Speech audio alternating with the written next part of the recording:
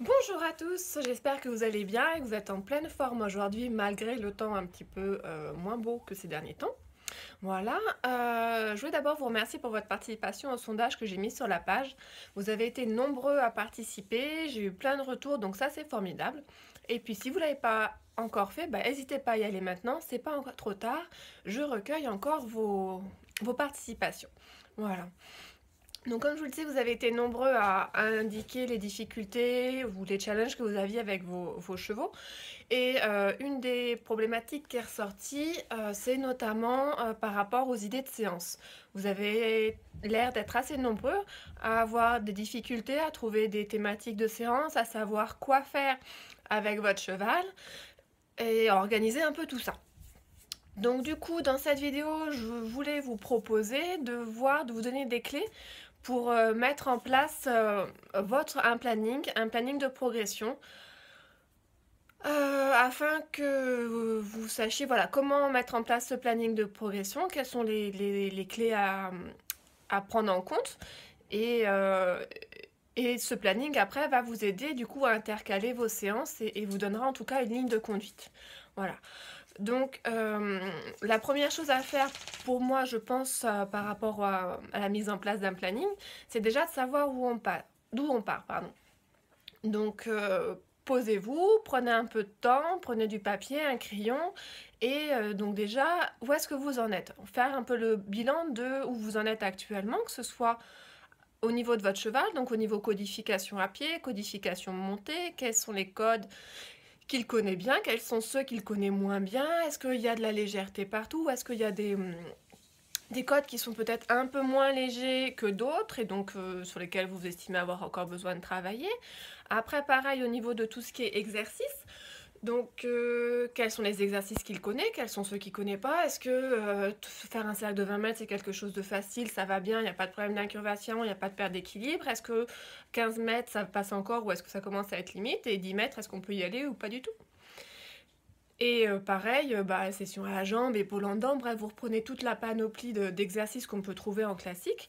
Après, pareil, avec la variante obstacle, tout ce qui est passage de barre au sol, tout ce qui est passage de cavaletti, comment ça se passe, les verticaux, les droits, les auxerres, les lignes, les sauts de puce, voilà. Qu'est-ce que sait faire votre cheval? Qu'est-ce qu'il ne sait pas encore faire?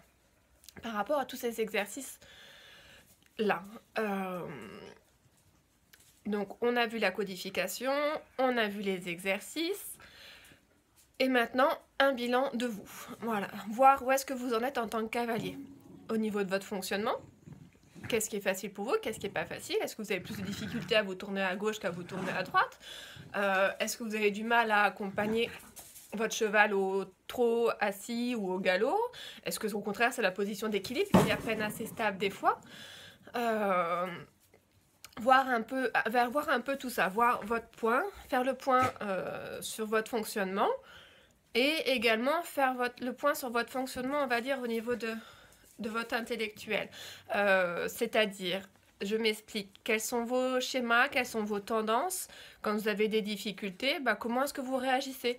Est-ce que vous avez plutôt tendance à vous décourager quand ça va pas comme vous voulez et acheter l'éponge?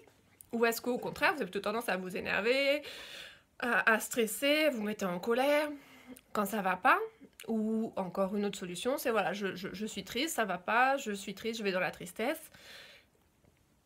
Ce qui nous intéresse, voilà, c'est vraiment d'identifier votre mode de fonctionnement pour que quand ça commence à arriver, quand vous voyez que vous êtes en train de monter en pression, vous sachiez dire stop, ok, on arrête, on fait un break, et voilà. Donc, tout ça, pour notre cavalier, on a le fonctionnement physique, on a le fonctionnement au niveau dans votre tête aussi. Et pareil, on fait le bilan. Il n'y a pas de bien, il n'y a pas de mal. L'idée, c'est juste de faire le bilan par rapport à ça.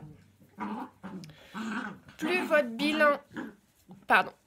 bilan sera juste et précis, plus le point de départ de votre planning de progression, au final, sera bon. Donc, on essaye d'être objectif. Le but, c'est pas d'être trop positif, de dire qu'on sait faire plein de choses alors qu'en fait, il y a plein de choses sur lesquelles on a encore des points d'amélioration. On a tous des choses à améliorer tout le temps. Et le but, c'est pas non plus de s'auto-détruire. Voilà, c'est pas de se dire je suis nul, j'arrive à rien et je sais rien faire. Non, on construit un bilan. On construit un bilan constructif, donc on n'est ni trop positif ni trop négatif. Voilà.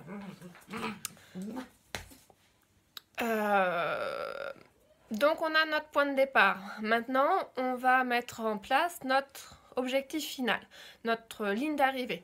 Voilà, donc l'idée c'est où est-ce que je veux aller, l'objectif que je veux atteindre pour moi ou pour mon cheval. Comme on prenait tout à l'heure les exemples, ça peut très bien être est-ce que je voudrais voilà, être capable de trotter assis en rythme avec mon cheval sans perdre mon équilibre, sans avoir les mains qui bougent, etc. Ou ça peut être, voilà, je veux mettre en place une session à la jambe au trot, je veux que mon cheval soit capable de faire une session à la jambe au trot. L'objectif, c'est vous qui le définissez en fonction de ce que vous voulez faire avec votre cheval. On peut trouver aussi sortir en extérieur dans le calme, on peut faire enchaîner un parcours d'obstacles d'1,10 m, dérouler une reprise, et dans ce cas-là, il faudra bien préciser quel niveau de reprise vous voulez pouvoir dérouler. Ça peut être avoir un cheval plus calme, ça peut être monter en cordelette. Là, c'est vraiment à vous de trouver l'objectif que vous voulez atteindre en fonction de ce que vous voulez faire avec votre cheval. Plus votre objectif est précis, plus ce sera facile de voir si vous avez atteint cet objectif ou pas. D'accord ? Je regarde si j'ai rien oublié, je réfléchis.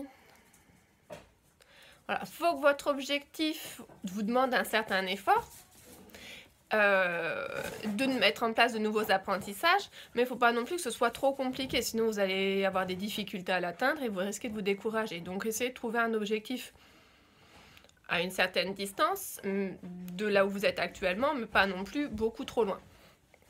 Voilà, donc on a notre point de départ, on a notre ligne d'arrivée. Maintenant, il va falloir qu'on décide en combien de temps on couvre la distance.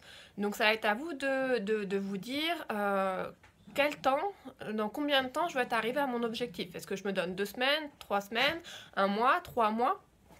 Voilà, ça c'est vraiment à vous de voir le temps que vous voulez mettre pour atteindre votre objectif. Alors ça va dépendre notamment du nombre de séances que vous pouvez mettre en place pour votre cheval. Voilà, si vous allez monter votre cheval 2 fois par semaine, vous n'aurez forcément pas le même avancement dans vos objectifs que si vous y allez 5 fois par semaine. Qu'est-ce que je voulais vous dire d'autre?